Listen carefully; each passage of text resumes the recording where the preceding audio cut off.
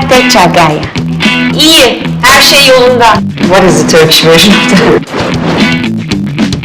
Hi guys, I am Esra and today I will be trying to speak some popular Pakistani slang words and phrases and also teach you the Turkish version of it.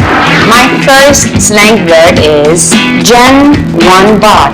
Genuine baht. What does that mean? It means you said the right thing at the right moment. Doğru zamanda doğru yerde olmak. Boğatala.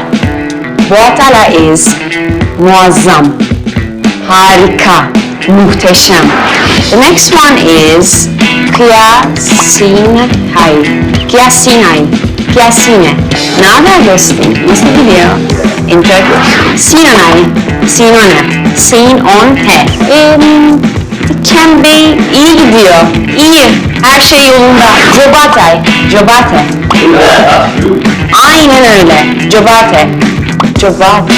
Yes, the next one is Cugar. Cugar. Yalandan iş çevirin, öylesine bir şeyler yapmak istedin, yaptın yani. That means a lot. Okay, the next one is Ayate Çagaya. Ayate Çagaya. Ayate Çagaya. Ayate Çagaya. What does that mean? Geldim, gördüm, gördüm. The next one is Cheetah. Cheetah. What does that mean? Yeah, I know this word. It's champ. Interesting. Cheetah is champ in Pakistani. Interesting. Yeah, I like this word.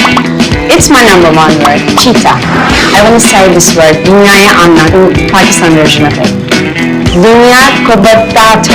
Really? I did it. Dünya kabarato. Pakistan's number one network. Dünya kabarato.